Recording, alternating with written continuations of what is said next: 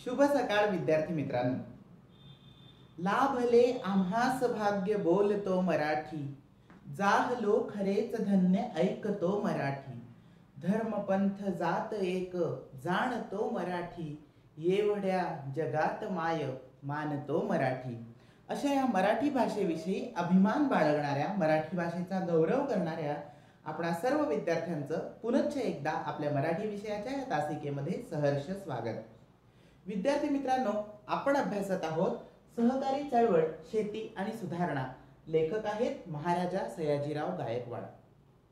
20 February 1914 रोजी बडोदे संस्थानामध्ये महाराजा सयाजीराव गायकवाड यांनी सहकारी मंडळांच्या प्रथम परिषदेला उद्घाटक म्हणून केलेल्या भाषणाचा थोडक्यात हा आढावा या पाठामध्ये आपल्याला देण्यात आलेला आहे आणि याचाच आपण अभ्यास करत आहोत.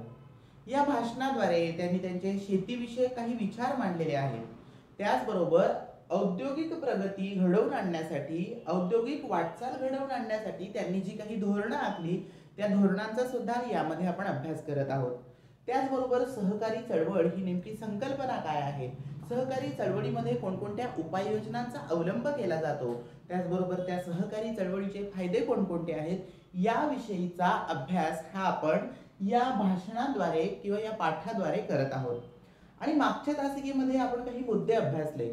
मागच्या तासिकाचा अभ्यास करत असताना आपण हे बघितलं की त्यामध्ये महाराजा सयाजीराव गायकवाड आपल्या भाषणातून असं म्हणतात की सहकारी चळवळ म्हणजे केवळ सरकारने चालवण्याची चळवळ नाही किंवा सरकार चालवेल अशी ही योजना मुळात नाहीच. या ठिकाणी ते म्हणतात सहकारी चळवळ म्हणजे एक सरकारीच कामकाज करून टाकण्याची किंवा सरकारीरित्या ती चळवळ चालवण्याची आमची मुळीच इच्छा नाही. तर काय झालं पाहिजे, खेडेगावातल्या लोकांनीच एकत्र येऊन त्यांनीच ही चळवळ खऱ्या अर्थानं चालवली पाहिजे आणि त्यावेळेसच प्रत्येक सहकारी संस्था, प्रत्येक सहकारी पतपेढी ही यशस्वी होणार आहे. आणि म्हणूनच प्रत्येकानं याचा बारकाईनं आणि काळजीपूर्वक अभ्यास करणं हे तितकंच जास्त गरजेचं आहे, अपरिहार्य आहे. या ठिकाणी आपल्या भाषणातून त्यांनी हे सुद्धा सांगितलं की पाश्चिमात्य देशांतील काही नागरिक किंवा काही युवा पुढे येऊन स्वतःहून वेगवेगळ्या क्षेत्रांमध्ये कामगिरी करत आहेत आणि त्यामुळे त्यांचा देश विकसित होण्यासाठी वेळ लागत नाही. आणि त्यांनी उदाहरणं सुद्धा या ठिकाणी दिलेली आहे की पाश्चिमात्य देशांमध्ये रॅफिसन, सर होरेस प्लंकेट आणि काउंट लुझेटी वगैरे लोकांनी स्वतः काही गोष्टींची जबाबदारी घेतली आणि जी महत्वाची कामगिरी त्यांनी करून दाखवली तशी कामगिरी आपल्या भारतामध्ये सुद्धा करण्यासाठीच आता परिस्थिती जी आहे ती अनुकूल परिस्थिती आहे. आणि आपल्या या भारत देशामध्ये सुद्धा काही अधिकारी किंवा त्यांनी विशेषतः उल्लेख केलेला आहे की मुलकी खात्यातील काही अधिकारी हे स्वतःहून स्वखुशीनं पुढे येत आहेत. मग या मुलकी खात्यातील काही अधिकारी ज्यांना सार्वजनिक कार्याची हौस ते बाळगत असतात किंवा सार्वजनिक कार्य करण्याची, सामाजिक कार्य करण्याची त्यांच्यामध्ये आवड आहे, अशी नागरिक स्वखुशीनं आता भारतामध्ये सुद्धा तयार होत आहेत आणि ही आपल्यासाठी आनंदाची गोष्ट आहे. जर अशीच कामगिरी प्रत्येक युवकाने करण्याचा प्रयत्न केला तर निश्चितच आपल्या भारताला लवकरात लवकर विकसित भारत असं म्हटलं जाऊ शकतं. आणि पुढे जाऊन त्यांनी हे सुद्धा सांगितलेलं आहे की शेती आणि सहकार यांची प्रगती जर आपल्याला घडवून आणायची असेल तर प्रत्येक जिल्ह्यामध्ये जे लोकल बोर्ड असतं त्या प्रत्येक जिल्ह्याचं लोकल बोर्ड आणि त्याचबरोबर ज्या ज्या सहकारी संस्था त्या जिल्ह्यामध्ये येत असतील त्या सहकारी संस्थांचे अधिकारी किंवा त्याचबरोबर त्या सहकारी संस्थांमधले सदस्य या सर्वांमध्ये खेळीमेळीचं वातावरण निर्माण होणं हे जास्त गरजेचं आहे. आणि ज्यावेळी प्रत्येक जिल्ह्याचे लोकल बोर्डाचे अधिकारी आणि त्याचबरोबर सहकारी मंडळांचे प्रतिनिधी आणि त्याचबरोबर सदस्य यांच्यामध्ये खेळीमेळीचं वातावरण निर्माण होईल आणि ते एकत्र येऊन एकजुटीनं संघटितरित्या काम करतील, त्यावेळेस खऱ्या अर्थानं त्या जिल्ह्यामधील सर्व सहकारी बँका किंवा सहकारी पतपेढ्या या यशस्वी झाल्याशिवाय राहणार नाही. आणि म्हणूनच सुरुवातीला तुम्ही प्रत्येकानं एकत्रित येणं हे जास्त गरजेचं आहे. त्याचबरोबर त्यांनी या ठिकाणी हे सुद्धा सांगितलं की मी विशेषतः या ठिकाणी लोकल बोर्डाच्या अधिकाऱ्यांना निमंत्रण दिलेलं होतं या सहकारी मंडळांच्या प्रथम परिषदेला येण्यासाठी, कारण मला त्यांना काही गोष्टी या भाषणाद्वारे सूचित करायच्या होत्या किंवा काही सल्ले मला त्यांना द्यायचे होते. आणि हे सल्ले मी फुकटचे सल्ले देत नाही, तर या संपूर्ण जगाची भ्रमंती केल्यानंतर मला जो अनुभव त्या ठिकाणी आलेला आहे, जे निरीक्षण मी नोंदवलेलं आहे की विकसित देशांमध्ये आणि भारतामध्ये विशेषतः फरक काय आहे, तर त्यामुळे ज्या काही उणिवा मला भासल्या त्या उणिवा भरून काढण्यासाठी मी आपल्याला या ठिकाणी बोलवलेलं आहे. आणि म्हणून मी काही सल्ले तुम्हाला देणार आहे. त्याचा तुम्ही बारकाईनं अभ्यास करणं, समजून घेणं हे जास्त गरजेचं असल्याचं ते या ठिकाणी सांगतात. आणि ते या ठिकाणी एक खंत सुद्धा व्यक्त करतात की काही जिल्ह्यांच्या लोकल बोर्डामधील कामकाज हे व्यवस्थित पद्धतीनं चालू नसल्याचं माझ्या लक्षात येत आहे. आणि ही अतिशय वाईट अशी गोष्ट आहे. त्यामुळे ते या ठिकाणी खंत सुद्धा व्यक्त करतात. आणि त्याचमुळे प्रत्येक जिल्ह्याच्या लोकल बोर्डातील अधिकाऱ्यांनी स्वखुशीनं या चळवळीमध्ये उतरलं पाहिजे, स्वखुशीनं यामध्ये काम केलं पाहिजे. आणि त्याचबरोबर सहकारी मंडळांच्या प्रतिनिधींना सुद्धा ते सांगतात की या सहकारी मंडळांच्या प्रतिनिधींनी प्रत्येकापर्यंत जर ही चळवळ व्यवस्थित पोहोचवण्याचा प्रयत्न केला, तर त्या विशेषतः प्रत्येक ग्रामीण भागातून किंवा प्रत्येक खेड्यामधून काही पुढारी वर्ग हा पुढे येणार आहे. आणि हा पुढारी वर्ग पुढे आल्यानंतर त्यांना ज्या काही अडचणी या शेती करत असताना किंवा सहकारी चळवळीद्वारे काही उपाययोजना लोकांपर्यंत पोहोचवताना काही अडचणी निर्माण होत असतील, त्याचबरोबर शेतकऱ्यांच्या काही तक्रारी असतील, समस्या असतील, तर त्या समस्या सोडवण्यासाठी हा पुढारी वर्ग जो पुढे आला असेल, हा पुढारी वर्ग त्यांच्या त्या समस्या लोकल बोर्डाच्या अधिकाऱ्यांपर्यंत मांडणार आहे. आणि लोकल बोर्डाच्या अधिकाऱ्यांनी त्यांच्या त्या समस्या सोडवण्याचा त्या ठिकाणी प्रयत्न केला पाहिजे. आणि हे कधी होणार आहे, जर सहकारी संस्था आणि लोकल बोर्डाचे अधिकारी किंवा लोकल बोर्ड यांच्यामध्ये खेळीमेळीचं वातावरण निर्माण होईल. आणि म्हणून विशेषतः तुम्ही एकजुटीनं कार्य करायला सुरुवातीला शिकलं पाहिजे. आणि जर असं झालं तरच तुमचा हा कारभार जो होणार आहे तो यशस्वी होण्यास आणि जातीनिशी आणि तुमच्या बोर्डामार्फत जर तुम्ही प्रयत्नांची शिकस्त केली तर तो यशस्वी झाल्याशिवाय त्या ठिकाणी राहणार नाही. आणि म्हणून प्रत्येकानं यासाठी सुसंघटित व्हा, एकत्रित या आणि मग तुमचं कामगिरी बजवायला या ठिकाणी सुरुवात करा. त्यानंतर पुढे जाऊन ते आपल्याला असं म्हणतात की सहकारी चळवळीला तुम्हाला जो बोलवण्यासाठीचे हे माझे काही विशेष असे हेतू होते की मला तुम्हाला काहीतरी गोष्टी सूचित करावयाच्या होत्या, काही गोष्टींचे सल्ले द्यायचे होते. परंतु त्याचबरोबर पुढे जाऊन ते असं सुद्धा म्हणतात की याशिवाय माझा दुसराही एक हेतू होता. माझ्या प्रजेच्या नैतिक आणि भौतिक सुखासाठी मी नुकत्याच काही सुधारणा जारी केल्या आहेत व आणखी काही सुधारणा मी लवकरच अंमलात आणणार आहे. या सर्व सुधारणांच्या कामी प्रजेचं सहकार्य नेहमी मिळवावं अशी माझी तीव्र इच्छा असते व तेवढ्याचसाठी मी स्थानिक स्वराज्याचे हक्क तुम्हाला दिलेले आहेत. आणि म्हणून या ठिकाणी ते सांगतात की प्रजेचं नैतिक आणि भौतिक सुख हे या ठिकाणी मला महत्वाचं वाटतं. आणि त्यासाठी काही सुधारणा मी अगोदरच जारी केलेल्या आहेत आणि आणखी काही सुधारणा मी लवकरच या ठिकाणी अंमलात आणण्याचा प्रयत्न करत आहे आणि त्या अंमलात लवकरच येतील. या सर्व सुधारणांच्या कामी प्रजेचं सहकार्य नेहमी मिळवावं अशी माझी तीव्र इच्छा असते आणि तेवढ्यासाठी मी स्थानिक स्वराज्याचे हक्क हे तुम्हाला दिलेले आहेत. म्हणजे सरकार हे प्रत्येक योजना त्या ठिकाणी तुमच्यासाठीच आणणार आहे, तुमच्या हिताचाच त्या ठिकाणी विचार करणार आहे. परंतु प्रत्येक वेळी त्या वेळी जे तुम्ही प्रजा आहे, जनता आहे, त्या जनतेकडून सुद्धा आम्हाला तितकाच सपोर्ट मिळणं किंवा सहकार्य मिळणं हे तितकंच गरजेचं आहे. आणि ही माझी तीव्र इच्छा आहे की प्रत्येक वेळी प्रत्येक नागरिकाकडून, प्रजेकडून आम्हाला हे सहकार्य मिळायला हवं, तरच आपण आपल्या या कामामध्ये यशस्वी होणार आहोत. आणि म्हणूनच मी तेवढ्याचसाठी स्थानिक स्वराज्याचे जे हक्क आहेत ते तुम्हाला त्या ठिकाणी देववून टाकलेले आहेत. काही महत्वाच्या बाबतीत लोकमत तयार करणं व त्याला इष्ट ते वळण लावणं हे तुमचं काम आहे. म्हणजे काही ज्या महत्वाच्या गोष्टी असतील त्या ठिकाणी तुम्हाला लोकांचं मत हे एकत्रित करायचं असेल, लोकमत तयार करणं आणि त्याला इष्ट ते वळण लावणं हे तुमचं काम आहे. म्हणजे तुमच्या ग्रामीण भागामध्ये तुम्ही कामगिरी करत आहात, तुम्ही काम करत आहात, तर त्या ठिकाणी तिथल्या लोकांचं मत हे एक चांगला विचार त्यांच्यापर्यंत पोहोचवणं आणि त्या सर्व लोकांना ते मत समजावून सांगणं, ती गोष्ट समजावून सांगणं हे काम जे आहे ते तुमचं काम आहे. आणि त्याला इष्ट ते वळण लावणं, चांगल्या पद्धतीनं त्या गोष्टीला वळण लावणं, प्रत्येकापर्यंत अभ्यासपूर्ण पद्धतीनं त्या गोष्टी समजावून सांगणं, त्यांना समजावून देणं हे काम जे आहे ते तुमचं काम आहे. त्याला इष्ट ते वळण लावणं हे सुद्धा तुमचं काम आहे. परंतु ते कर्तव्य ज्या तऱ्हेने पार पाडण्याचा प्रयत्न तुम्ही करत आहात ती तऱ्हा मला काही समाधानकारक वाटत नाही, हे मी स्पष्टच सांगतो. म्हणजे या ठिकाणी पुन्हा एकदा ते आपल्या भाषणामधून खंत व्यक्त करत आहेत की हे म्हणजे प्रत्येक सहकारी चळवळ लोकांपर्यंत अभ्यासपूर्ण रीतीने समजावून सांगणं हे तुमचं कर्तव्य आहे, तुमची जबाबदारी आहेच. परंतु त्या पद्धतीनं कुणीही कार्य करताना मला दिसत नाही आणि जी काही परिस्थिती या ठिकाणी सुरू आहे ती मला तरी समाधानकारक वाटत नाही, अशी खंत ते आपल्या भाषणातून व्यक्त करतात. आणि तुमच्या स्थानिक संस्थांची बरीच कामे ही पूर्ण समाधानकारक रीतीने होत नाहीत.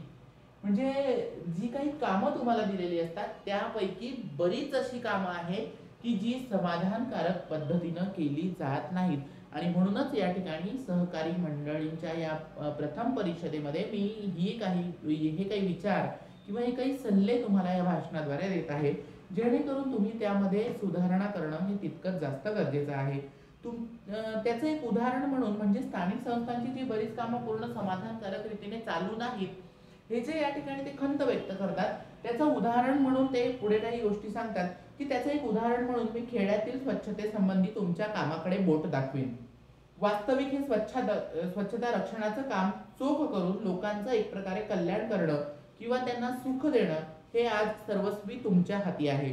पण या सत्तेचा सदुपयोग जितका घडावा तितका तुमच्या हातून आज घडत नाही.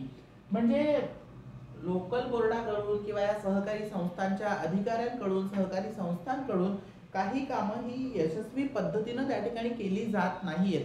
म्हणजे कोणतंही काम त्यांचं समाधानकारक असं दिसून येत नाही. आणि त्याचं उदाहरण म्हणून ते या ठिकाणी आपल्याला सांगतात की खेड्यातील स्वच्छतेसंबंधी तुमच्या कामाकडे मी या ठिकाणी बोट दाखवणार आहे. कामाकडे बोट दाखवणार आहे म्हणजे थोडक्यात तुम्ही ही जी कामगिरी केलेली आहे ती मला तरी या ठिकाणी समाधानकारक अशी वाटत नाही, त्यामध्ये तुम्ही यशस्वी झालेला नाहीत. आणि वास्तविक हे स्वच्छता रक्षणाचं काम चोख करून लोकांचं एक प्रकारे कल्याण करणं किंवा त्यांना सुख देणं हे आज सर्वस्वी तुमच्या हाती आहे. म्हणजे या ठिकाणी ते आपल्याला सांगतात की स्वच्छता रक्षणाचं काम जे आपल्याला करायचं आहे ते तुम्ही चोख पद्धतीनं केलं पाहिजे. लोकांचं एक प्रकारे कल्याण करण्यासाठी, त्यांना सुख देण्यासाठी, त्यांची आरोग्याची काळजी करता तुम्हाला या ठिकाणी हे स्वच्छता रक्षणाचं काम करणं भाग आहे. आज सर्वस्वी ही तुमच्या हाती आहे, तुमची ती जबाबदारी आहे. पण या सत्तेचा सदुपयोग जितका घडावा तुमच्या हातून आज घडत नाही. म्हणजे स्वच्छता करणं हे का गरजेचं आहे, स्वच्छता रक्षणाची जबाबदारी तुमच्यावर का दिलेली आहे, तर ते तुम्ही प्रत्येक नागरिकापर्यंत ती गोष्ट व्यवस्थित पद्धतीनं पोहोचवली पाहिजे आणि स्वच्छतेचं महत्त्व तुम्ही लोकांना पटवून दिलं पाहिजे. आरोग्यासाठी स्वच्छता किती आवश्यक आहे या गोष्टी सुद्धा तुम्ही लोकांना त्या ठिकाणी जर समजावून सांगितल्या तर निश्चितच त्या ठिकाणी तो फरक पडणार आहे. आणि या सत्तेचा सदुपयोग, तुम्हाला जी काही सत्ता दिलेली आहे, स्थानिक स्वराज्याचा कारभार पाहण्याचे जे काही अधिकार तुम्हाला मी देऊन टाकलेले आहेत, त्या सत्तेचा सदुपयोग, चांगला उपयोग जितका घडावा तितक्या तुमच्या हातून मात्र घडत नाही. आणि हा प्रकार मात्र बरा नाही. तुम्हाला जे काही अधिकार दिलेले आहेत, तुम्हाला जे काही प्रतिनिधी या ठिकाणी केलेला आहे, ते तुम्ही काही गोष्टी त्या ठिकाणी नेतृत्वानं पुढे येऊन करू शकतात म्हणून तुम्हाला ही संधी या ठिकाणी प्राप्त करून दिलेली आहे. परंतु या संधीचं सोनं कोणीही करत नाही किंवा या सत्तेचा सदुपयोग कोणीही करताना मला दिसत नाही. आणि हा जो काही प्रकार सुरू आहे तो बरा नाही. प्रजेची कायिक, मानसिक, नैतिक उन्नती करावी म्हणून मी सारखे प्रयत्न करीत आहे आणि त्या कामी सद्गृहस्थ हो, तुमच्या उत्तम सहाय्याची अपेक्षा मी बाळगीत आहे. ती अपेक्षा खोटी ठरवू नका. मी तुमच्या जवळून फक्त सदैव उत्सुक असं एक सहकार्यच मागतो. तेवढी मदत तुम्ही का न करता प्रजेच्या कल्याणार्थ माझ्या राज्यकारभाराला करा म्हणजे पुरे. म्हणजे राज्यकारभार सुरळीत चालावा अशी याद्वारे एक आशावादी दृष्टिकोन ठेवून ते आपली अपेक्षा या ठिकाणी आपल्या भाषणाद्वारे व्यक्त करत आहे. म्हणजे प्रजेची किंवा राज्यकारभार सुरळीत चालावा याची किती काळजी त्या ठिकाणी महाराजा सयाजीराव गायकवाड यांना वाटते हे त्यांच्या भाषणाद्वारे आपल्याला दिसून येत आहे. संपूर्ण राज्याचा कारभार हा व्यवस्थित चालला पाहिजे. संपूर्ण राज्यामध्ये ज्या काही सहकारी चळवळींचा कारभार सुरू आहे तो यशस्वी पद्धतीनं चालावा यासाठी त्यांचे प्रयत्न हे निरंतर चालू आहेत. परंतु त्याला या सहकारी मंडळांच्या प्रतिनिधींचा हवा तसा प्रतिसाद या ठिकाणी मिळत नसल्याची खंत ते व्यक्त करतात. आणि प्रजेची, जनतेची जी कायिक, मानसिक किंवा नैतिक उन्नती आहे, प्रगती आहे करण्यासाठी सारखे प्रयत्न या ठिकाणी ते करीत आहे आणि त्यात आम्ही सद्गृहस्थ हो तुमच्या उत्तम सहाय्याची अपेक्षा मी बाळगीत आहे. ती अपेक्षा मात्र तुम्ही खोटी ठरवू नका. तुमचं जे सहकार्य मला या ठिकाणी अपेक्षित आहे ते सहकार्य तुमचं चांगल्या पद्धतीनं मला मिळणं हे तितकंच जास्त गरजेचं आहे आणि ही अपेक्षा मी या ठिकाणी जी बाळगत आहे ती तुम्ही पूर्ण करणं ही तुमची जबाबदारी आहे. तुम्ही त्या मंडळांचे अधिकारी आहात, प्रतिनिधी आहात, लोकल बोर्डाचे अधिकारी सुद्धा या ठिकाणी आलेले आहेत. तर त्यांचं हे कर्तव्य आहे, त्यांची ही जबाबदारी आहे की तुमच्याकडून जी मी अपेक्षा बाळगत आहे त्या अपेक्षांची पूर्तता ही तुम्ही प्रत्येकानं केलीच पाहिजे आणि ती अपेक्षा तुम्ही या ठिकाणी खोटी ठरवल्याची जाणीव मला या ठिकाणी होत आहे आणि मला याचं वाईट सुद्धा वाटत आहे की कोणत्याही ठिकाणी समाधानकारक असं कामकाज या ठिकाणी चालू नाही आणि म्हणून तुम्ही ही माझी अपेक्षा खोटी ठरवू नका. मी तुमच्याकडून फक्त सदैव उत्सुक असं एक सहकार्यच या ठिकाणी मागतो आणि तेवढी मदत तुम्ही का न करता प्रजेच्या कल्याणार्थ माझ्या राज्यकारभाराला करा म्हणजे पुरे. म्हणजे कोणतीही तुम्हाला ज्या काही थोड्या जबाबदाऱ्या मी फक्त या ठिकाणी दिलेल्या आहेत, संपूर्ण राज्याचा कारभार तुम्ही पहा अशी जबाबदारी मी तुमच्यावर लोटलेली नाही, तुम्हाला दिलेली नाही आणि म्हणून फक्त तुमच्या भागाचा विकास करण्यासाठी तुम्ही प्रयत्न करा आणि यासाठी तुम्ही काकू न करता म्हणजे कोणतीही कारण मला या ठिकाणी देऊ नका. कोणतेही कारण न देताना तुमच्या प्रजेच्या कल्याणार्थ, आपल्या प्रजेच्या कल्याणार्थ, जनतेच्या हितासाठी तुम्ही या ठिकाणी प्रयत्न करा आणि माझा जो राज्यकारभार मी या ठिकाणी चालवत आहे त्यासाठी मला तुमच्या सहकार्याची अपेक्षा आहे आणि हे सहकार्य मला तुमच्याकडून मिळणं हे तितकंच जास्त गरजेचं आहे. मग माझ्या कल्याणार्थ, प्रजेच्या कल्याणार्थ माझ्या राज्यकारभाराला तुम्ही काकू न करता म्हणजे कोणतेही कारण न देता तुम्ही तुमची जबाबदारी व्यवस्थित पद्धतीनं पार पाडा. म्हणजे या ठिकाणी मला थोडंसं या ठिकाणी माझं ओझं हलकं झाल्यासारखं वाटणार आहे आणि ते तुम्ही जबाबदारी पार पाडल्यानंतर माझी अपेक्षा तुम्ही पूर्ण केलीत असं सुद्धा मी या ठिकाणी म्हणणार आहे. पुढे जाऊन ते आपल्याला या ठिकाणी सांगतात किंवा सहकारी मंडळांच्या प्रतिनिधींना उद्देशून म्हणतात की सद्गृहस्थ हो, तुम्ही चांगले गृहस्थ आहात, चांगले प्रतिनिधी आहात, म्हणूनच तुमच्यावर ही जबाबदारी दिलेली आहे. शेती व शेतकरी यांची योग्य द्वारा आपण उन्नती साधित असतानाही औद्योगिक प्रगतीकडे दुर्लक्ष करून चालवायचं नाही. कारण राष्ट्रव्यवस्थेच्या दृष्टीने शेतीच्या बरोबरीने उद्योगधंद्यांचीही वाढ होणं आवश्यक आहे. उद्योगधंद्यांप्रित्यर्थ राबवून घेता येईल अशी साधन संपत्ती बडोदे राज्यात आहे खास. पक्का माल तयार करणारे कारखाने या राज्यात वाढावे म्हणून गेल्या 25 वर्षात अनेक प्रयत्न करण्यात आले व त्या प्रयत्नांसारखे काही कारखाने नवीन निघाले देखील. कुणाला त्यांची संख्या प्रयत्नाच्या मानाने रोड वाटेल, पण आपली साधने थोडी व अडचणी फार असतात याची जाणीव ठेवायला हवी. तथापि कारखाने निघण्याच्या कामाला जोम यावा म्हणून मी नव्या जुन्या कारखानदारांना कमी दराने कर्ज देण्याची योजना केली आहे. त्या योजनेचा फायदा आपल्या प्रजेपैकी विशेष उद्यमप्रिय असलेले लोक घेतील अशी आशा आहे, अशी आशा या ठिकाणी ते व्यक्त करत आहेत. म्हणजे विद्यार्थी मित्रांनो, या ठिकाणी फक्त शेती आणि शेतकऱ्याचाच विचार न करताना उद्योगांचा सुद्धा या ठिकाणी त्यांनी विचार केलेला आहे. उद्योग धंद्यांसाठी सुद्धा काही धोरणं त्यांनी या ठिकाणी आखलेली आहेत. म्हणजे आपण सहकारी मंडळांचे प्रतिनिधी आहात म्हणून मी शेतीविषयी काही विचार या ठिकाणी मांडले म्हणून फक्त तुम्ही शेतीमध्येच विकास घडवून आणणं एवढंच तुमचं काम नाही, तर तुम्ही इतर गोष्टींकडे सुद्धा लक्ष देणं हे तितकं जास्त आवश्यक आहे आणि म्हणूनच तुम्ही उद्योगधंद्यांकडे सुद्धा तितकं जास्त लक्ष द्या. शेती आणि शेतकरी यांची योग्य द्वारा आपण उन्नती साधित असतानाही औद्योगिक प्रगतीकडेही दुर्लक्ष करून चालावयाचं नाही. म्हणजे शेतकऱ्याची आपल्याला या ठिकाणी शेतकऱ्याला संकटातून मुक्त करावयाचं आहे. शेतीमध्ये आपल्याला उन्नती घडवून आणवायची आहे, प्रगती घडवून आणायची आहे, शेतीमध्येही आपल्याला उत्कर्ष घडवून आणायचा आहे. परंतु त्याचबरोबर औद्योगिक प्रगतीकडे दुर्लक्ष करून आपल्याला चालणार नाही. औद्योगिक प्रगतीकडे, उद्योग संस्थांकडे लक्ष देणं हे सुद्धा तितकं जास्त गरजेचं आहे. आणि म्हणून कारण राष्ट्रव्यवस्थेच्या दृष्टीने जर आपण विचार केला, संपूर्ण देशाच्या व्यवस्थेच्या दृष्टिकोनातून जर आपण विचार केला तर शेतीच्या बरोबरीनेच उद्योगधंद्यांचीही वाढ होणं हे आवश्यक आहे. फक्त शेतीमध्येच वाढ करणं, शेतीचाच विकास करणं हेच जास्त या ठिकाणी गरजेचं नसून उद्योग संस्थांची वाढ करणं आणि त्यामध्ये प्रगती घडवून आणणं हे देशाच्या हितासाठी, देशाची व्यवस्था व्यवस्थित पद्धतीनं चालावी त्यासाठी तितकंच महत्त्वाचं आहे. उद्योगधंद्यांप्रित्यर्थ राबवून घेता येईल अशी साधन संपत्ती बडोदे राज्यामध्ये आहे खास. पक्का माल तयार करणारे कारखाने या राज्यात वाढावे म्हणून गेल्या 25 वर्षात अनेक प्रयत्न करण्यात आले व त्या प्रयत्नासाठी काही कारखाने नवीन निघाले देखील. म्हणजे उद्योग संस्था नवीन सुरू करण्यासाठी जी काही साधन संपत्ती आपल्याला लागणार आहे, जे साहित्य या ठिकाणी लागणार आहे ते बडोदे संस्थानामध्ये उपलब्ध आहे. आणि त्या पद्धतीनं त्या साधन संपत्तीचा वापर करून गेल्या 25 वर्षांपासून उद्योग संस्थांची उभारणी सुद्धा करण्याचं काम आपण या ठिकाणी करत आलेलो आहोत. हे प्रयत्न 25 वर्षात करण्यात आलेले आहे आणि काही कारखाने नवीन सुद्धा या ठिकाणी निघालेले आहेत. 25 वर्षातली कामगिरी काहीही झाली नाही असं या ठिकाणी नाही, तर या 25 वर्षांमध्ये अनेक प्रकारची कामगिरी या ठिकाणी आपण करत आहोत. आणि म्हणून या ठिकाणी अजून आपल्याला यामध्ये भर घालणं हे गरजेचं आहे. ते या ठिकाणी असं सुद्धा म्हणतात की 25 वर्षांमध्ये आपण उद्योग संस्थांमध्ये जी काही प्रगती घडवून आणण्याचा प्रयत्न केलेला आहे, तर संख्येच्या मानाने काही जणांना ती संख्या रोड वाटेल, कमी वाटेल, पण आपली साधने थोडी आणि अडचणी मात्र फार असतात. याची जाणीव आपण ठेवायला हवी.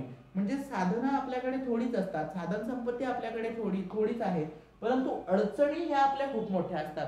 म्हणजे त्यामध्ये काम करण्यापूर्वीच आपल्याला अडचणीच आपल्या समोर दिसून येतात. त्या अडचणींवर आपण मात कशी केली पाहिजे, अडचणींतून सुटका करून, संकटावर मात करून आपण त्यामध्ये चांगल्या पद्धतीनं कार्य कसं करू शकतो, यशस्वीरित्या ती चळवळ कशी चालवू शकतो, याकडे लक्ष न देताना आपण अडचणींवरच जास्त भर देत असतो असं ते या ठिकाणी म्हणतात. आणि म्हणून साधन संपत्ती कमी, काही स्वतःची महत्वाकांक्षा कमी, मेहनत कमी आणि अडचणी मात्र आपल्याला जास्त दिसत असतात. आणि म्हणून कदाचित अशा काही गोष्टी घडल्या असतील की याची जाणीव तुम्ही सुद्धा ठेवणं हे गरजेचं आहे. तथापि कारखाना निघण्याच्या कामाला जोम यावा म्हणून मी नव्या जुन्या कारखानदारांना कमी दराने कर्ज देण्याची योजना या ठिकाणी केलेली आहे.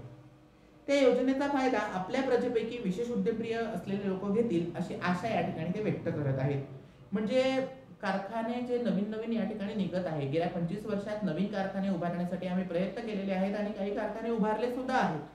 तर या नवीन कारखान्यांच्या उभारणीला जोम मिळावा म्हणून मी नव्या आणि जुन्या कारखानदारांना कमी दराने कर्ज देण्याची योजना या ठिकाणी केलेली आहे. कमी दराने कर्जाची योजना मी या ठिकाणी उपलब्ध करून दिलेली आहे, नवीन कारखानदारांना आणि जुन्या कारखानदारांना देखील.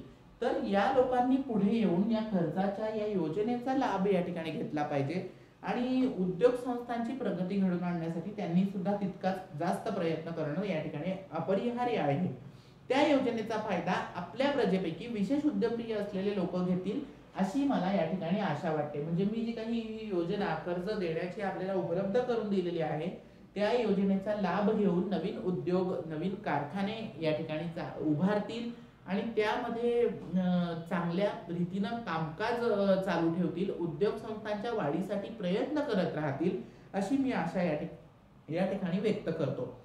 पुढे जाऊन ते म्हणतात, उद्योगधंद्यांची वाढ करावयाची ती एका सुसूत्र ठराविक पद्धतीने करता यावी या हेतूने मी एक कायमचं सल्लागार मंडळ नेमण्याच्या विचारात आहे.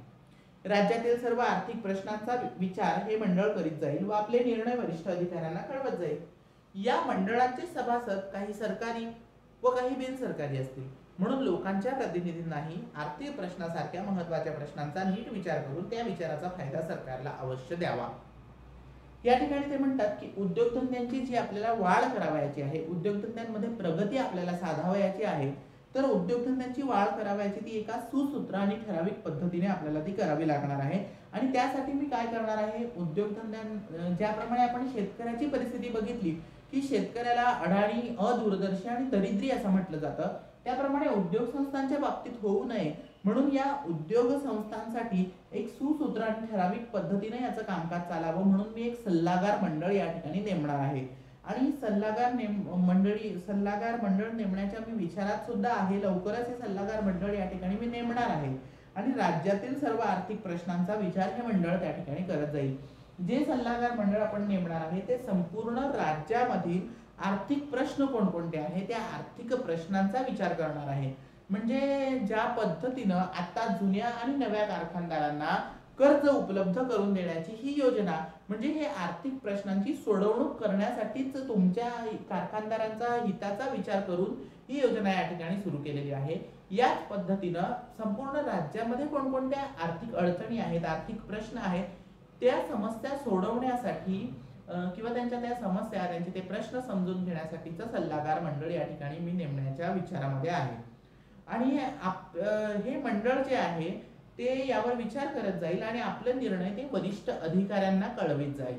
म्हणजे जे सल्लागार मंडळ मी या ठिकाणी नेमणार आहे ते या ठिकाणी या प्रश्नांचा विचार करेल, त्यावर अभ्यास करेल आणि ते प्रश्न ते वरिष्ठ अधिकाऱ्यांना या ठिकाणी कळवतील. आणि या मंडळांचे सभासद जे आहे ते काही सरकारी आणि काही बिनसरकारी असणार आहे. म्हणून लोकांच्या प्रतिनिधींनाही आर्थिक प्रश्नासारख्या महत्त्वाच्या प्रश्नांचा नीट विचार करून त्या विचाराचा फायदा सरकारला आता अवश्य द्यावा. लोकांनी सुद्धा किंवा लोकांचे जे काही तुम्ही प्रतिनिधी आहात या प्रतिनिधींनी सुद्धा या आर्थिक प्रश्नांच्या, महत्त्वाच्या प्रश्नांचा नीट विचार केला पाहिजे. आपापल्या भागामध्ये कोणकोणते आर्थिक प्रश्न आहेत, कोणकोणत्या आर्थिक अडचणी आहेत, उद्योग संस्थांच्या उभारणीसाठी कोणत्या आर्थिक प्रश्न आपल्या समोर उभे राहत आहेत, त्या आर्थिक प्रश्नांचा तुम्ही बारकाईनं सुरुवातीला अभ्यास करा. आणि हे आर्थिक प्रश्न या ठिकाणी जर तुम्ही प्रत्येकानं समजून घेतले तर या प्रश्नांना तुम्ही प्रत्येकानं सोडवण्यासाठी सुद्धा तितकाच प्रयत्न करा. हे प्रश्न तुम्ही आपल्या वरिष्ठ अधिकाऱ्यांपर्यंत त्या ठिकाणी कळवा. आपल्या सल्लागार मंडळापर्यंत हे प्रश्न देण्याचा प्रयत्न करा. आणि सल्लागार मंडळापर्यंत तुम्ही हे प्रश्न दिल्यानंतर ते प्रश्न ते त्यांच्या वरिष्ठ अधिकाऱ्यांपर्यंत नेण्याचा प्रयत्न करतील. आणि निश्चितच याचा फायदा हा उद्योग संस्थांच्या उभारणीसाठी सुद्धा होणार आहे, कारखानदारांना होणार आहे. आणि त्या विचाराचा फायदा सरकारला आता तुम्ही देणं हे त्या ठिकाणी आवश्यक आहे. सद्गृहस्थ हो, आपल्या भाषणामध्ये त्यांनी वारंवार हे शब्द वापरलेले आहेत. सद्गृहस्थ हो, चांगले गृहस्थ तुम्ही आहात. तुम्हाला प्रत्येक मंडळांचं प्रतिनिधित्व करण्याची संधी या ठिकाणी दिलेली आहे. तुम्ही त्या त्या भागातील प्रतिनिधी आहात, प्रतिनिधी म्हणून या ठिकाणी आलेले आहात, प्रतिनिधी म्हणून कामकाज करत आहात, एक अंमलदार तुम्ही त्या त्या भागाचे आहात. याचा अर्थ तुम्ही चांगले गृहस्थ आहात आणि तुम्ही त्या पदासाठी लायक आहात, पात्र आहात. आणि म्हणूनच सद्गृहस्थ हो, पुढे ते असं म्हणतात, खेड्यांच्या मागासलेल्या स्थिती संबंधीचे माझे विचार इतका वेळ तुम्ही ऐकून घेतल्यानंतर आता माझ्याप्रमाणे तुमचंही मत झालं असेल की सरकारी कायदे कानूननी थोडीफार मदत होईल खरी, पण खेड्यांची सुधारणा करण्याचं खरं काम हे आपलं स्वतःच आहे. लोकांचे जे पुढारी व मार्गदर्शक त्यांचंच आहे. मी माझ्याकडून शेतकऱ्यांच्या हिताची चळवळ दिसली की तिला मदत करण्याचं धोरण ठेवलं आहे. सहकारी चळवळ शेतकऱ्यांची सुधारणा करणारी आहे, त्यांचं हित करणारी आहे, म्हणून मी तिला शक्य ती मदत करीत आहे. जे आहे ते बरं आहे असं म्हणत आपण स्वस्थ बसू नये, ते इष्ट नाही. आपल्या शेतकऱ्यांना सदैव अडचणींचेच दिवस असावेत. खेडीच्या खेडी स्वाहा करणाऱ्या साथीच्या रोगांना प्रतिकार करून निर्मूलन करता येणाऱ्या रोगांना आमचे शेतकरी हा म्हणता बळी पडावे. आधुनिक विक्रीच्या तंत्राच्या किंवा शेतीच्या सुधारल्या यंत्राच्या अभावी त्यांच्या काबाळ कष्टाचा पुरता मोबदला त्यांना मिळू नये आणि त्यांच्या अज्ञानाचा भलताच फायदा काही उलट्या काळजाच्या लोकांनी घेऊन त्यांचे वाटोळे करावे, ही परिस्थिती फार गंभीर स्वरूपाची आहे व तिचा विचार आपण प्रत्येकाने केलाच पाहिजे, कारण तुम्ही त्याचे प्रतिनिधी आहात. आपला शेतकरी वर्ग पक्क्या धीराचा, प्रामाणिक आणि समाधानी आहे. त्याला या सहकारी चळवळीपासून फार मोठा फायदा होण्यासारखा आहे. त्याचं थोडं स्पष्टीकरण मी आजच्या भाषणात पूर्वी केलं आहेच. उरल्याबाबत एकच गोष्ट सांगतो, ती ही की लोकांना या चळवळीविषयी अगत्य वाटावे म्हणून त्यांनी सहकारी संस्थांना येऊन मिळावं म्हणून आणि त्यांना योग्य मार्गदर्शक लाभावे म्हणून आपली सर्व शक्ती एकवटून प्रयत्न या ठिकाणी केलाच पाहिजे. तो करणं त्या ठिकाणी तितकंच आवश्यक आहे. या ठिकाणी ते आपल्याला काही गोष्टी मांडत असताना म्हणतात की सहकारी चळवळ जी आहे ती संपूर्ण पद्धतीनं शेतकऱ्यांच्या हितासाठी लढण्यासाठी तयार आहे. सरकार जे आहे ते या ठिकाणी नक्कीच प्रयत्न करणार आहे. तुम्हाला या ठिकाणी काही योजना उपलब्ध करून देणार आहे.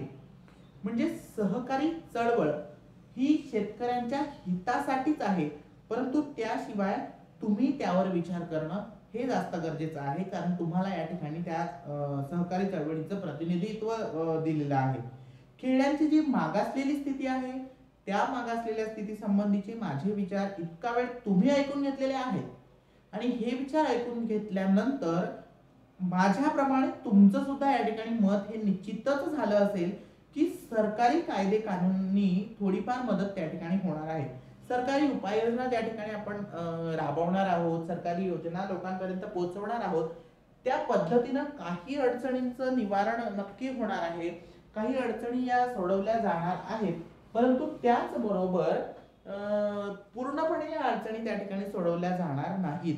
थोडीफार मदत होईल हे तितकंच खरं आहे, पण खेड्यांची संपूर्ण पद्धतीनं सुधारणा आपल्याला घडवून आणायची असेल तर ही सुधारणा करण्याचं खरं काम हे आपलं स्वतःचं आहे. लोकांचे जे पुढारी आणि मार्गदर्शक आहेत त्यांचंच आहेत, म्हणजे थोडक्यात हे काम तुमचंच आहे. तुम्ही सहकारी मंडळांचे कोण आहात? पुढारी आहात, मार्गदर्शक आहात आणि प्रतिनिधी आहात. म्हणून खेड्यांचा विकास करणं हे तुमचं काम आहे. खेड्यातील शेतीचा चांगल्या पद्धतीनं विकास करणं हे तुमचं काम आहे. आणि हेच फक्त तुमचंच काम नाही तर प्रत्येक शेतकऱ्याचं काम आहे. प्रत्येक शेतकऱ्यांना त्याच्यात सहाय्य करणं हे तितकंच जास्त गरजेचं आहे. परंतु शेतकरी आपल्याला या ठिकाणी सहाय्य कधी करेल? ज्यावेळी तुम्ही त्यांच्यापर्यंत प्रत्येक गोष्ट ही अभ्यासपूर्ण पद्धतीने मांडायला शिकाल आणि त्यांना समजावून सांगायला शिकाल. त्या सहकारी चळवळीचे आर्थिक फायदे कोणते आहेत, सामाजिक फायदे कोणते आहेत, नैतिक फायदे कोणकोणते आहेत आणि ही चळवळ खरोखर आपल्या हिताची कशा पद्धतीनं आहे हे तुम्ही त्यांना समजवण्यात ज्यावेळी यशस्वी व्हाल आणि ज्यावेळी लोकल बोर्डाचे अधिकारी आणि सहकारी संस्थांचे अधिकारी हे खेळीमेळीच्या वातावरणात काम करतील त्यावेळेस खऱ्या अर्थानं या ठिकाणी शेतीचा, शेतकऱ्याचा आणि खेड्यांचा विकास झाल्याशिवाय राहणार नाही. मी माझ्याकडून शेतकऱ्यांच्या हिताची चळवळ दिसली की तिला मदत करण्याचं धोरण त्या ठिकाणी आखलेलंच आहे, ठेवलेलंच आहे. कारण का तर सहकारी चळवळ ही शेतकऱ्यांची सुधारणा करणारी आहे, त्यांचं हित करणारी आहे. म्हणून मी तिला शक्य ती मदत करत आहे. जे आहे ते बरं आहे असं म्हणत तुम्हीच मात्र स्वस्थ बसू नका. माझी जबाबदारी कोणती आहे ती जबाबदारी मी पूर्णपणे या ठिकाणी समजून घेणार आहे आणि सरकारची जबाबदारी म्हणून ही प्रत्येक गोष्ट लोकांपर्यंत मी पोहोचवण्याचा प्रयत्न करणार आहे. हवं तेवढं सहकार्य या ठिकाणी मी करणार आहेच. परंतु त्या पद्धतीनं जे चालू आहे ते चालू ठेवायचं, बाकी सगळ्या गोष्टी विसरून जायच्या. या पद्धतीनं कामकाज तुम्ही या ठिकाणी करू नका. या ठिकाणी ते आपल्याला सांगतात की जे आहे, जे चाललं आहे ते बरं आहे म्हणून तुम्ही स्वस्थ बसू नका. ते इष्ट नाही, ते योग्य नाही. आपल्या शेतकऱ्यांना सदैव अडचणींचेच दिवस असावेत. खेळीच्या खेळी स्वाहा करणाऱ्या साथीच्या रोगांना प्रतिकार करून निर्मूलन करता येणाऱ्या रोगांना आमचे शेतकरी हा म्हणता बळी पडावे. आधुनिक विक्रीच्या तंत्राच्या किंवा शेतीच्या सुधारलेल्या यंत्राच्या अभावी त्यांच्या काबाड कष्टाचा पुरता मोबदला त्यांना मिळू नये. आणि त्याचबरोबर ही जी काही परिस्थिती आहे, उलट्या काळजाच्या लोकांनी पुढे पुढे येऊन त्यांचं वाटोळं करत राहावं, ही परिस्थिती जी गंभीर स्वरूपाची या ठिकाणी आहे तिचा आपण विचार करूच नये. हे जे या ठिकाणी सुरू आहे ते पूर्णपणे चुकीचं आहे. आणि म्हणून प्रत्येकानं शेतकऱ्यांच्या समोर जे काही वेगवेगळे आजार, वेगवेगळे रोग येत असतात त्या सोडवण्याचं काम हे सुद्धा आपलंच आहे. त्याचबरोबर त्यांच्या काबाड कष्टाचा पुरता मोबदला हा त्यांना मिळाला पाहिजे आणि हा मोबदला मिळण्यासाठी पुढे येऊन त्यांच्या हितासाठी झटणं ही आपली जबाबदारी आहे. आणि म्हणजे काही मंडळी ही पुढे पुढे येऊन या शेतकऱ्यांचं वाटोळं या ठिकाणी करत आहे.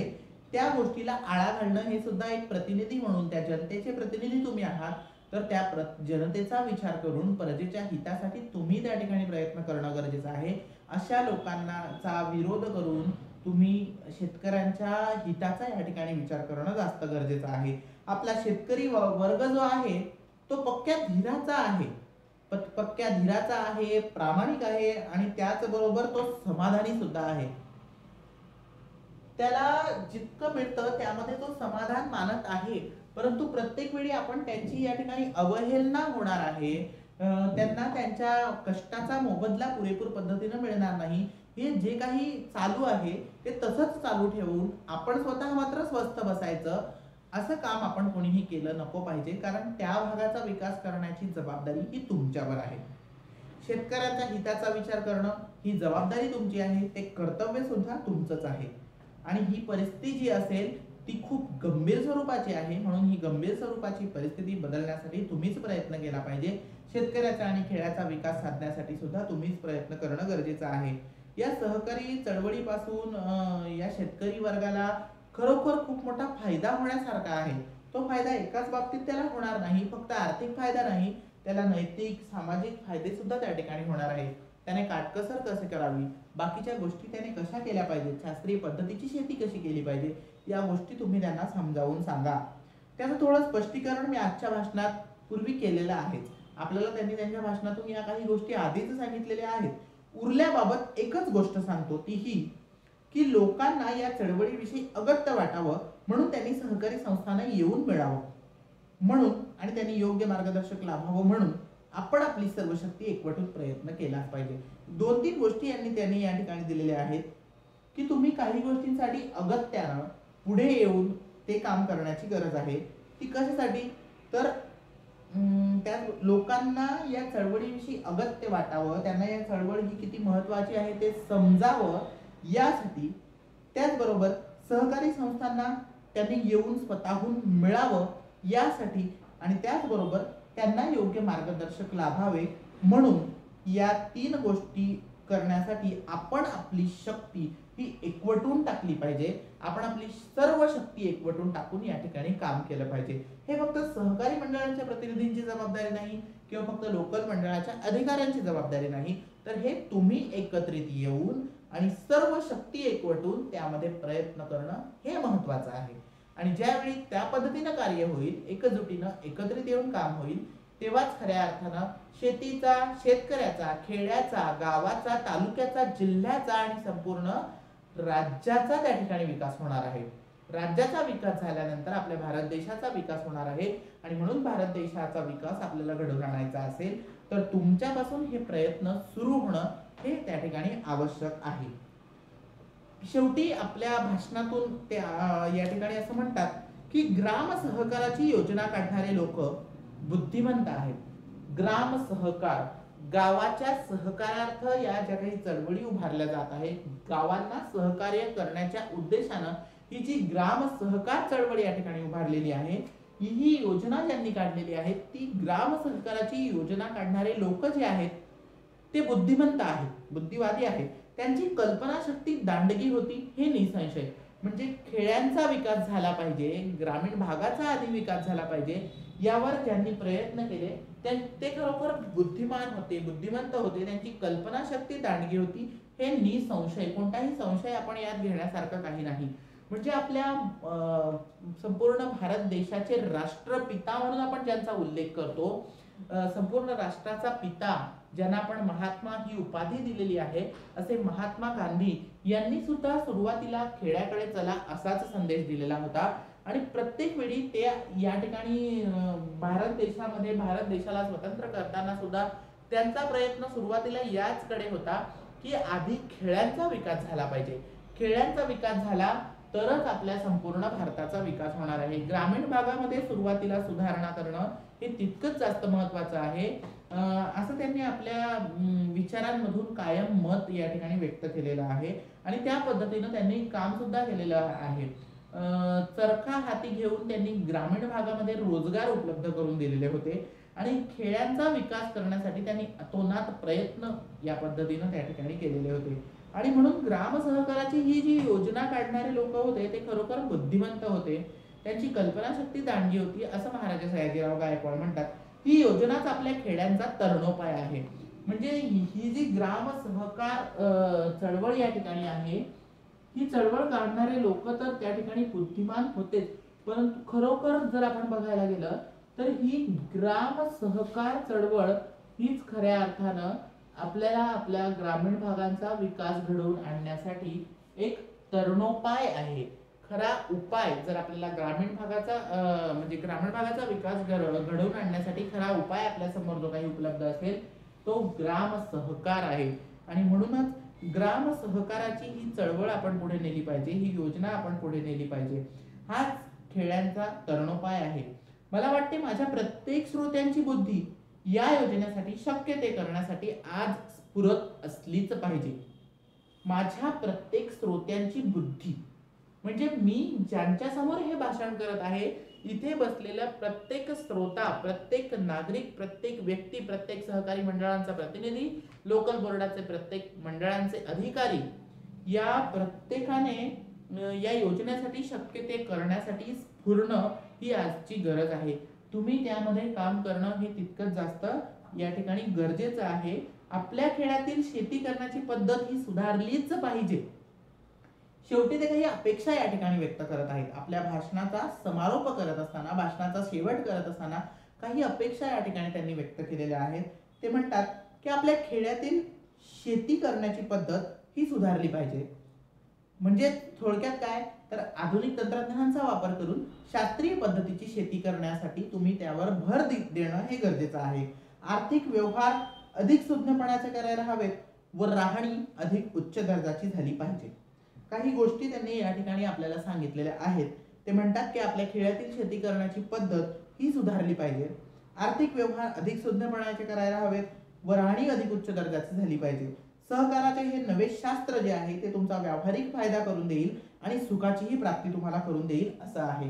म्हणजे ग्राम सहकाराची ही चळवळ समजून घेतल्यानंतर ही ग्राम सहकार तुम्ही लोकांपर्यंत व्यवस्थित पद्धतीने पोहोचवू शकलात आणि हे जे काही खेड्यातील शेती करण्याची पद्धत तुम्ही सुधारण्याचा प्रयत्न केलात, आर्थिक व्यवहार अधिक सुज्ञ करण्यासाठी तुम्ही प्रयत्न केले, राहणी अधिक उच्च दर्जाची कशी करता येईल यावर तुम्ही अधिक भर दिला, तर सहकाराचं हे नवशास्त्र तुमचा व्यावहारिक फायदा या ठिकाणी नक्कीच करून देणार आहे, निश्चितच करून देणार आहे. आणि त्याचबरोबर फक्त तुम्हाला व्यावहारिक फायदा या ठिकाणी करून देणार नाही, तर त्याचबरोबर तुम्हाला आनंदाची म्हणजे थोडक्यात सुखाची सुद्धा प्राप्ती ही चळवळ तुम्हाला करून देणार आहे. आणि आपण स्वतः ज्या सुखसोयींचा उपभोग या ठिकाणी घेत आहोत, त्या सुखसोयींचा उपभोग घेतो त्याबद्दलची आपली कृतज्ञता व्यक्त करण्याचा मार्ग आणि आपल्या संस्कृतीचे चिन्ह दुसऱ्याला सुखासाठी झटणे हाच आहे. या ठिकाणी काय म्हणतात ते की आपण स्वतः ज्या सुखसोयींचा उपभोग घेतो त्याबद्दलची आपली कृतज्ञता व्यक्त करण्याचा मार्ग आणि आपल्या संस्कृतीचे चिन्ह दुसऱ्याला सुखासाठी झटणे हेच आहे. आपली भारतीय संस्कृतीच या ठिकाणी अशी आहे की आपण प्रत्येकानं दुसऱ्याच्या सुखासाठी झटायला पाहिजे. म्हणजे स्वतःचा विचार करावा. प्रत्येक माणसाने स्वतःसाठी काहीतरी विचार हा प्रत्येक जण करतच असतो, परंतु प्रत्येक वेळी त्याने फक्त स्वार्थी असू नये, तर आपल्या समोरच्या मंडळींचा, आपल्या कुटुंबापासून ती सुरुवात होत असते. आपल्या कुटुंबातील लोकांच्या हिताचा विचार करणं, आपल्या आजूबाजूच्या लोकांचा विचार करणं, तुम्ही त्या मंडळाचे प्रतिनिधी आहात तर तुमच्या त्या ग्रामीण भागाचा विकास करणं, त्यांचे सर्व प्रश्न समजून घेणं ही तुमची त्या ठिकाणी गरज आहे. आणि आपल्या संस्कृतीचं हे चिन्हच आहे. भारतीय संस्कृती आपल्याला असंच सांगते की आपण इतरांच्या सुखासाठी सुद्धा झटलं पाहिजे. काही वेळेस काही गोष्टींचा त्याग आपल्याला या ठिकाणी त्यासाठी करावा लागतो, परंतु त्यासाठी तुम्ही झटणं ही तुमची एक जबाबदारी आहे, तुमचं एक कर्तव्य आहे. तुम्ही जर त्या मंडळाचे प्रतिनिधी आहात तर ते तुमचं आद्य कर्तव्य आहे. आपली ती संस्कृतीच आपल्याला सांगत असते की आपण इतरांच्या सुखासाठी झटलं पाहिजे आणि आपण स्वतः ज्या सुखसोयींचा उपभोग घेत आहोत त्याबद्दलची आपली कृतज्ञता व्यक्त करण्याचा हा एक मार्ग आपल्याला या ठिकाणी आहे. म्हणजे आपण इतरांच्या सुखासाठी झटणार आहोत, आपण शेतकऱ्यांच्या हितासाठी झटणार आहोत, तर आपण ज्या सुखसोयींचा लाभ घेत आहोत, आपण प्रतिनिधी म्हणून आपल्याला सुद्धा काहीतरी वेगवेगळ्या या ठिकाणी त्याचा मोबदला हा मिळत असतोच. आणि तो मोबदला तुम्हाला जो मिळतो, ज्या सुखसोयींचा तुम्ही उपभोग घेत आहात त्याबद्दलची आपली कृतज्ञता आपण व्यक्त करावी. या व्यक्त करण्यासाठीचा हा मार्ग आहे, ही संधी तुम्हाला या ठिकाणी आहे की शेतकऱ्यांना तुम्ही मदत करायलाच हवी, त्यांना सहाय्य तुम्ही करायलाच हवं. आणि दुसऱ्यांच्या सुखासाठी झटणं ही आपली भारतीय संस्कृती आहे. हे लक्षात ठेवून या नव्या चळवळीला तुम्ही सर्व शक्तीपूर्वक सहाय्य करीत चला, अशी माझी तुम्हाला आग्रहाची विनंती आहे. आपल्या भाषणाचा शेवट करताना त्यांनी या ठिकाणी एक विनंती केलेली आहे, अपेक्षा व्यक्त केलेली आहे. कोणाकडून? तर सहकारी मंडळांच्या प्रतिनिधींकडून आणि लोकल बोर्डाच्या काही अधिकाऱ्यांकडून त्यांनी या ठिकाणी अपेक्षा व्यक्त केलेली आहे. एक आशावादी दृष्टिकोन त्यांनी त्या ठिकाणी ठेवलेला आहे आणि भाषणाचा शेवट करताना त्यांनी त्यांना विनंती केलेली आहे की या सर्व गोष्टी मी ज्या तुम्हाला सांगितल्यात त्या किंवा तुम्ही जो काही सरकारकडून उपभोग घेत आहात त्या उपभोग घेण्याची एक कृतज्ञता व्यक्त करण्याची तुम्हाला ही संधी आहे किंवा ती कृतज्ञता व्यक्त करण्याचा हा मार्ग आहे की शेतकऱ्यांपर्यंत किंवा उद्योग संस्था चालवणाऱ्या कारखानदारांपर्यंत तुम्ही सहकारी चळवळ ही पोहोचवली पाहिजे आणि त्यांच्या हितासाठी तुम्ही झटलं पाहिजे. हा तुम्हाला जो मार्ग मी या ठिकाणी सांगितलेला आहे ते आपल्या संस्कृतीचं एक चिन्हच आहे की दुसऱ्यांच्या सुखासाठी झटणं. हे लक्षात तुम्ही ठेवलं पाहिजे आणि हे लक्षात ठेवून या नव्या चळवळीला तुम्ही सर्व शक्तीपूर्वक म्हणजे थोडक्यात स्वखुशीनं आणि सर्व शक्ती एकवटून सर्वांनी एकत्र येऊन त्यांना सहाय्य करीत चला, शेतकऱ्यांना सहाय्य करीत चला, कारखानदारांना सहाय्य करीत चला आणि हे सहाय्य तुम्ही करीत चला अशी माझी तुम्हाला आग्रहाची विनंती या ठिकाणी आहे. मी काही सल्ले या ठिकाणी तुम्हाला दिलेले आहेत, काय काय गोष्टी या ठिकाणी तुम्हाला सांगितलेल्या आहेत त्या तुम्ही सर्व करालच अशी मी या ठिकाणी आशा व्यक्त करतो. परंतु याचबरोबर मी तुम्हाला माझा राज्यकारभार व्यवस्थित चालावा म्हणून ज्या ठिकाणी जे मला वाटतं ते तुम्हाला सुद्धा वाटलं पाहिजे की आपल्या ग्रामीण भागाचा विकास व्हावा, आणि म्हणून माझा राज्यकारभार सुरळीत चालण्यासाठी मी हे जे प्रयत्न करत आहे त्यासाठी मी तुम्हाला विनंती करतो की तुम्ही सहकारी मंडळांचे प्रतिनिधी आहात, तर तुम्ही ही प्रत्येक गोष्ट शेतकऱ्यापर्यंत, प्रत्येक घटकापर्यंत पोहोचवण्याचा प्रयत्न या ठिकाणी करा. या ठिकाणी विद्यार्थी मित्रांनो, या पाठामध्ये अनेक मुद्दे आपण अभ्यासलेत. या अनेक मुद्द्यांमध्ये आपण सर्व गोष्टी अभ्यासल्या. सहकारी चळवळ म्हणजे काय, त्यामध्ये कोणकोणत्या योजना असतात, त्याचबरोबर त्याचे आर्थिक फायदे कोणकोणते आहेत, शेतीचा विकास कसा घडवून आणला पाहिजे, शेतकऱ्याची परिस्थिती ही आजच्या काळात कशी झालेली आहे, 1914 मध्ये कशी होती आणि आजही त्या पद्धतीनेच ते थोडक्यात चालू आहे, आणि याद्वारे शेतकऱ्यांच्या हितासाठी झटण्यासाठी आपण काय काय प्रयत्न केले पाहिजेत, सहकारी मंडळींनी कोणकोणत्या योजना नव्याने आखल्या पाहिजेत, त्यामध्ये त्यांनी त्याचा बारकाईने अभ्यास कसा केला पाहिजे, काळजीपूर्वक अभ्यास करून लोकांपर्यंत या चळवळी कशा पोहोचवल्या पाहिजेत, त्याचे आर्थिक फायदे, नैतिक फायदे, सामाजिक फायदे कोणकोणते आहेत, या सर्व गोष्टींचा अभ्यास आपण यामध्ये केलेला आहे.